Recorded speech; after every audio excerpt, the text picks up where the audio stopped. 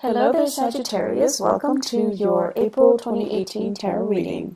So, first of all, I just want to start off by apologizing to you guys profusely for not being able to connect with you for January, February, and March.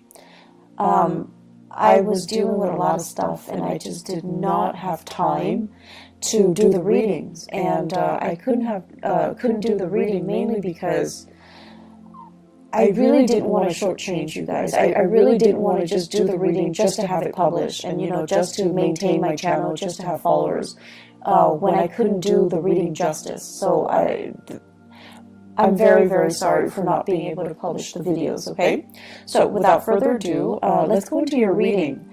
The way that I started doing the April readings for all the other signs is that I tried to extract 4 important messages that came out for them.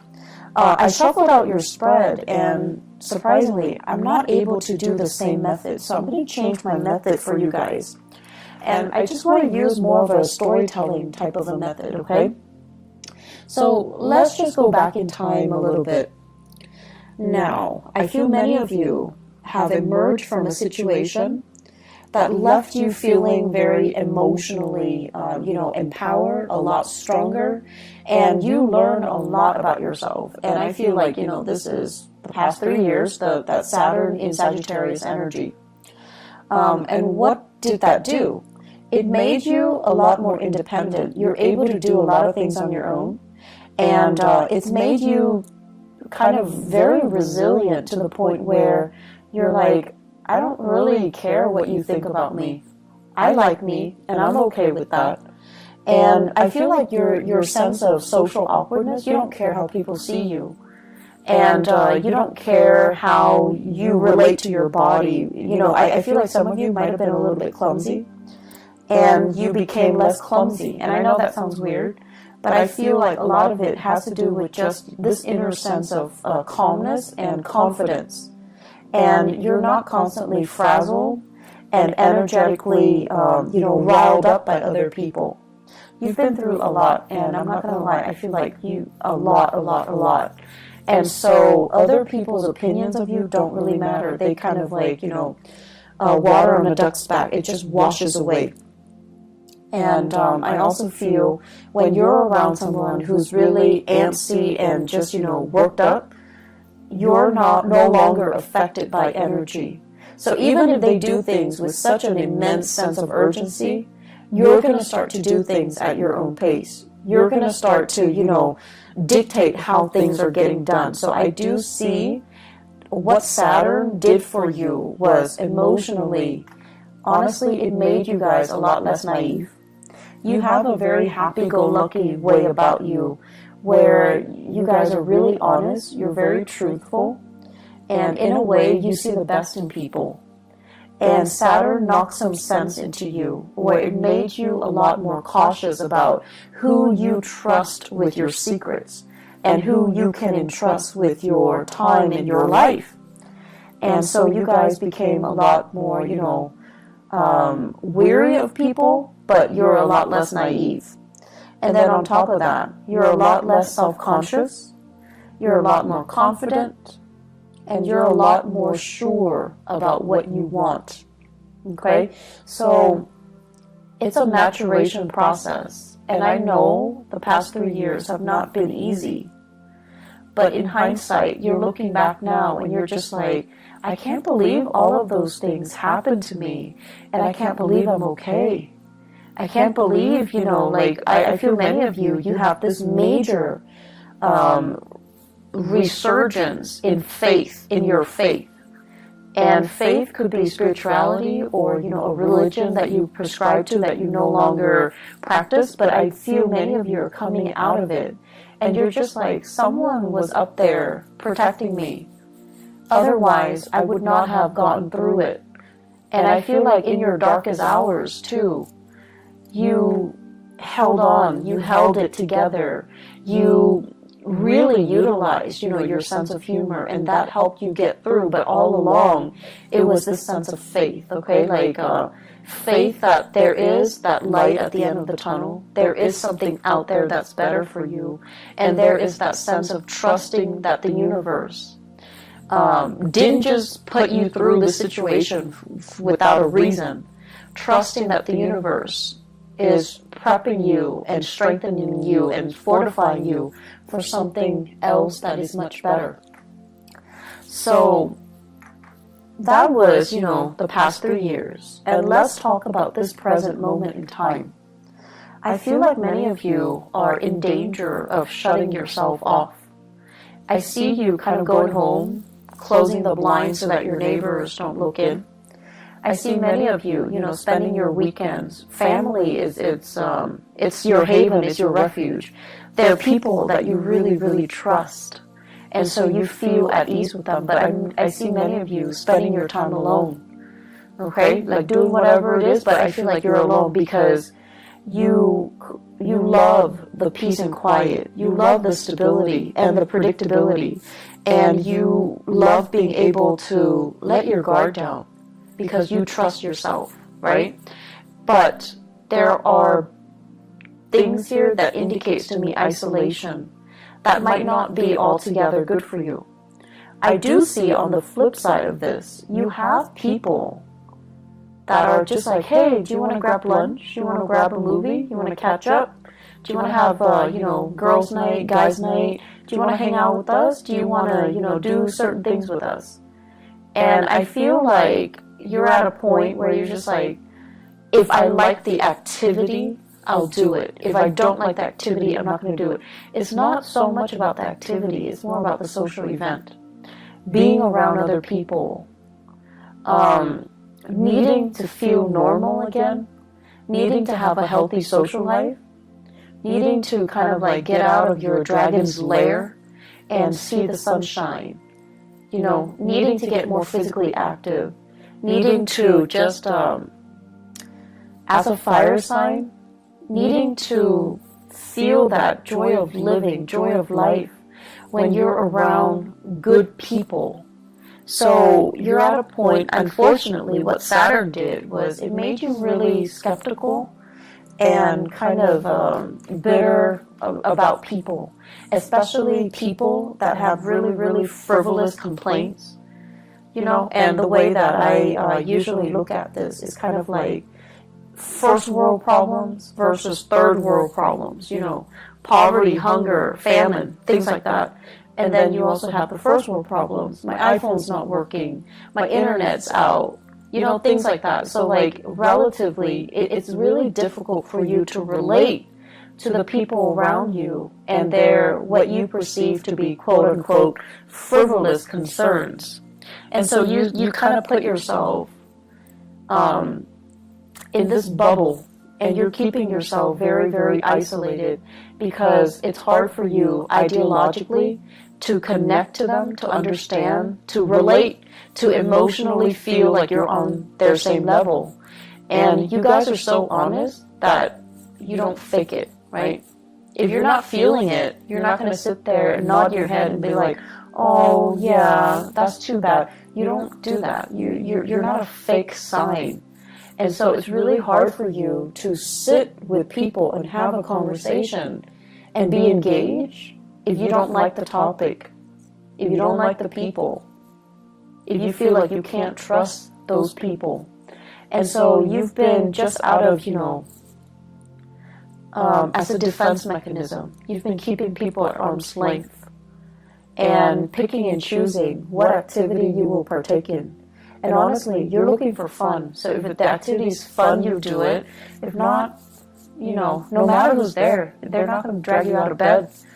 You're just not going to do it. But try your best to say yes. Say yes to all of them. Say yes to as many as you can. Say yes to reconnecting with a community of people. Working on your social skills. Allowing yourself to feel carefree again. Don't operate in this survival mode where we feel like everyone has hidden agendas. Or, in some cases, feeling as if I've been through a lot, these people are too young, they don't really have anything to complain about, to gripe about. I find their grievances annoying. Yes, it's annoying, but they're not bad people, right? And remember a few years ago when you told yourself that you like to be around good people, honest, decent, hardworking, good people? You're getting your chance right now, and I feel like you're saying no to it. Okay, so make these connections, reconnect with people, say yes to these invitations, get yourself out, open your blinds and greet the world. Okay, it is not good for you to keep your energy so contained. Being a fire sign, you need people. You need to be out. You need to do things. You need to, honestly, you just need it so that you're happier and not depressed. I see some of you, it's not so much depression, it's just like you need to do more things, okay? Physical activity, health issues. Health is looking really good. Your money situation, it's going really, really well. It's going tremendously well. So I don't see many of you struggling financially. You're in a really good space right now. You actually have a few projects that I feel you're dabbling in, and ideas, like DIY projects, creative projects, money-making side gigs. Those things are not really the problem. I do see health is going well, and you guys are really lucky. You have a fast metabolism, and you're generally very carefree, so I don't feel like you're a hypochondriac where you have shakes and shivers, where you feel like cold all the time. But I do feel it would be really good for you, now that we are heading into spring in the northern hemisphere. The weather is nicer. Go out and soak up some sunshine, okay? Get yourself more physically active. It's the right time to do that. I feel many of you might have been really, really blue during the winter season. There aren't a lot of people, aren't a lot of social activities, or just, the overall gloomy, cold, kind of damp weather in the northern hemisphere that really got to you. And now the sun's out. You need to get out there and do more physical activity. I keep seeing people soliciting you, especially earth sign, Taurus, Virgo, Capricorn. These are there are some romantic prospects in there too. And there are some serious, really good people, really good friends. They're telling you, step out of your shell, go to these events, go to these functions, come over to their house, potlucks, and, just a lot of social activities. I also see air signs, Aquarius, Gemini, and Libra. And I feel like they're coming at you a little strong, and you're just back off. You're a little bit too much. I don't know you that well. I don't know your intention. So you're kind of telling them stop. So you have the air signs, Aquarius, Gemini, Libra, and you're kind of stopping them. You're holding your hands outstretched, and you're just stop. Too much, too soon. I don't know you. Slow down. And the attention is flattering. But I also feel like many of you are playing hard to get to. If it's too easy, too soon, too fast, you kind of lose your interest a little bit. So you're telling them to, just slow down, buddy, back off. That's fine. Just, make time for people that want to be around you. You're in a really good position where you can pick and choose, actually. So I would say, options are definitely plentiful in friendships and in love and dating, okay? The home environment, I'm seeing here, taking care of things and being in charge of your domain. Many of you are thinking about getting new things added into the house, living things, plants, animals, pets, okay? And I know they shouldn't be clumped into, the same category. They're very different with different sets of responsibilities. But I feel like many of you are thinking heavily about, do I want to have another child? Do I want a pet? Do I want more plants? What do I want to do? And I see beautification projects. Do it yourself. You might have children. They're coloring or painting, and you're plastering their artwork all over the house. You're doing some serious cleaning up and remodeling as well. So I feel like a lot of attention, a lot of activity in the housing front to make things better and you're doing it very happily, and you're really taking control and having a really good rhythm with your space. I feel like a house that is very clean, is very well kept, it's very disciplined, okay? So I don't see the house being super messy with pests and trash and garbage strewn about. I feel like you're taking really good care of your space, owning your space, and claiming your space. I'm also seeing as well, what we have here is, yes, you are making a lot of money. Like financially, things are going really well. But I'm also seeing some of you are thinking about your career. And I feel like there are opportunities out there. You're comparing yourself with other people with the same, years of work experience as you in the same industry.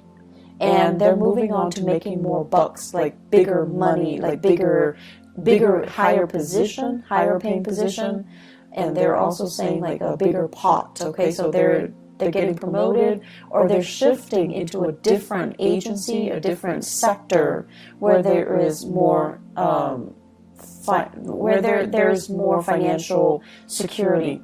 So what I'm seeing for some of you, for example, if you are a healthcare practitioner, like a nurse, a doctor, a healthcare provider,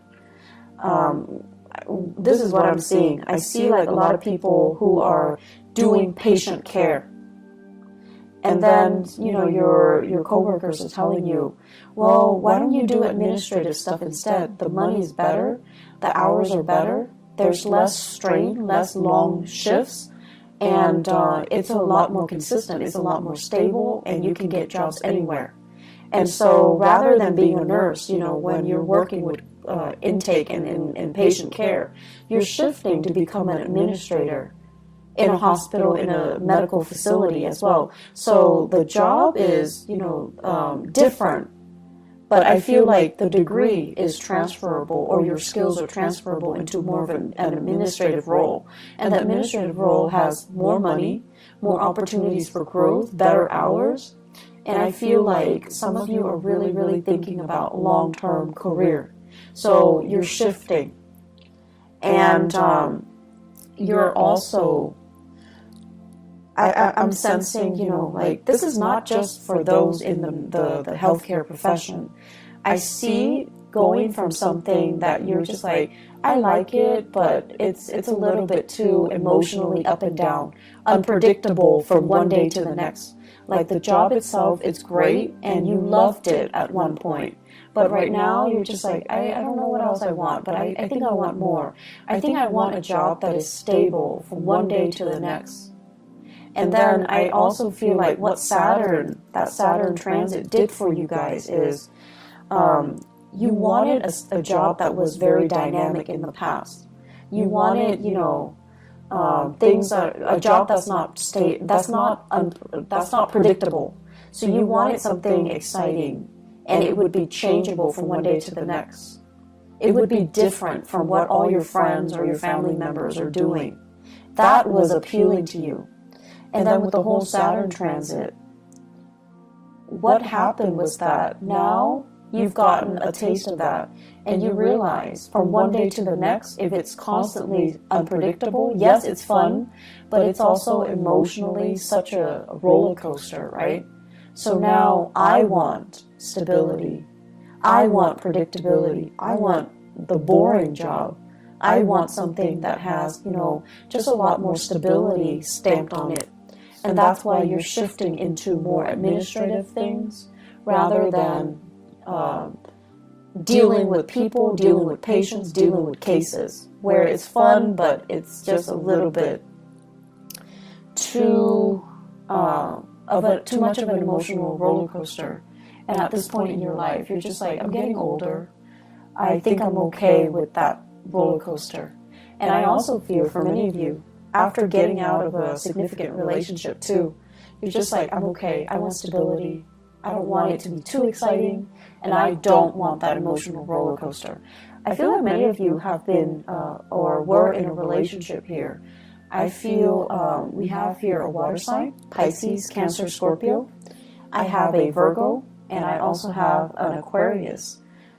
So Pisces, Cancer, Scorpio, Virgo, Aquarius, those might have been the past relationship partners that you've had, and things were too turbulent, and you're not really missing that, okay? The career situation, there will be many jobs on the offer for you. So if you are thinking heavily about a shift in your career, I do see May coming in, like it's coming in front and center. So it's right around the corner for you guys. I also feel as well, really good jobs coming through, like jobs that will offer you that stability, okay? So if you're trying to establish that work history, I see things coming in the month of May and then June.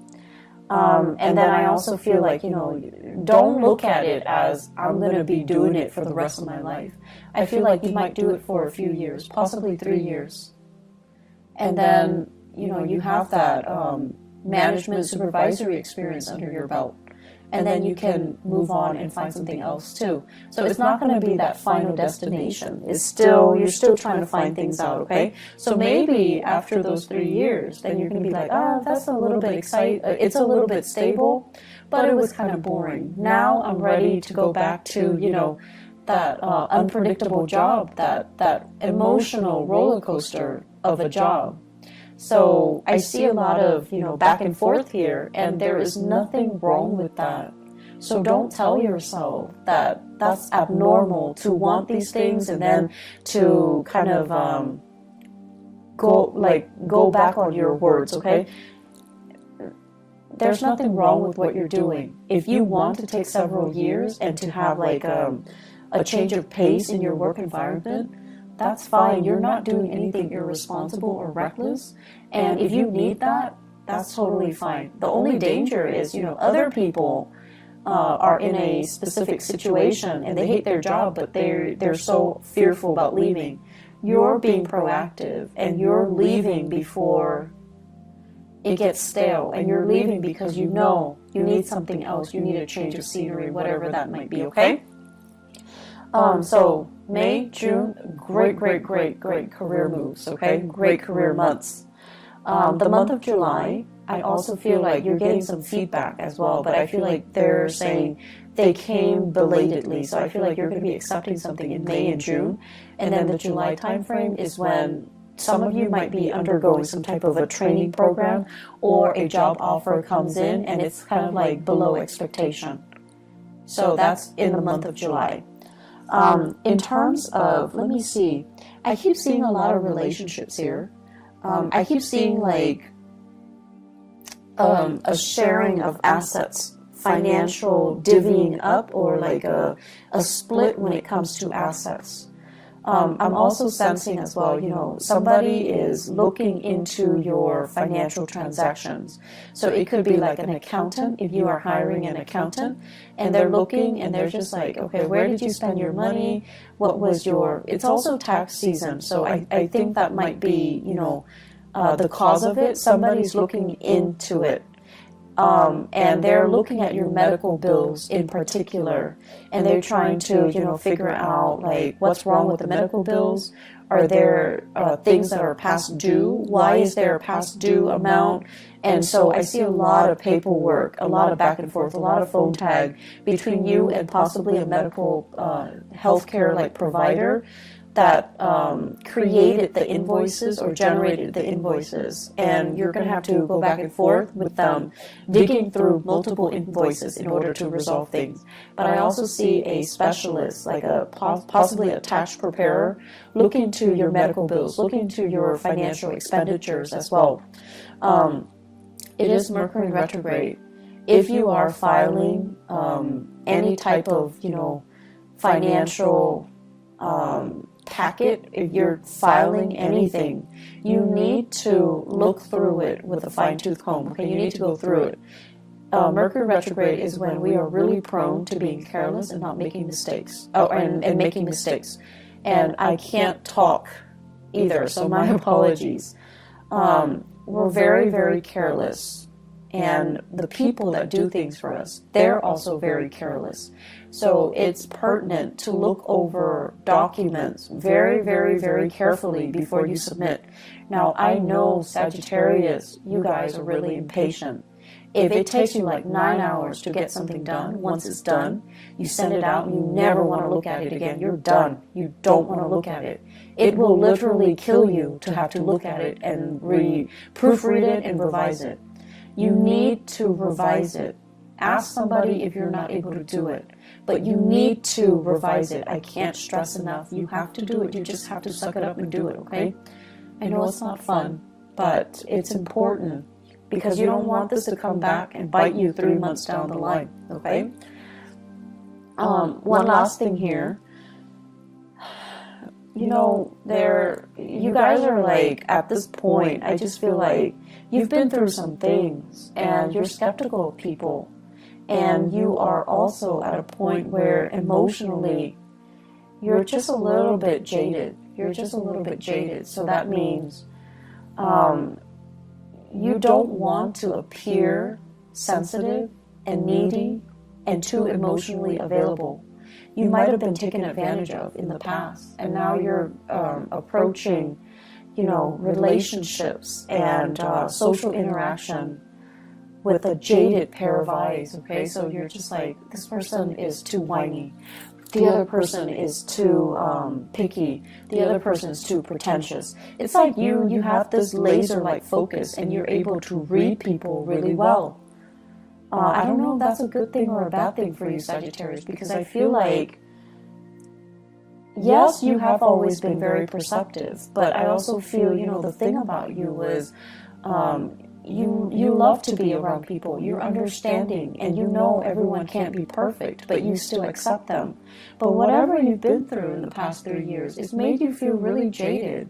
It's made you feel like, you know, almost like you don't want to be around people. And it's made you cultivate this facade or this, you know, identity that you fear connection.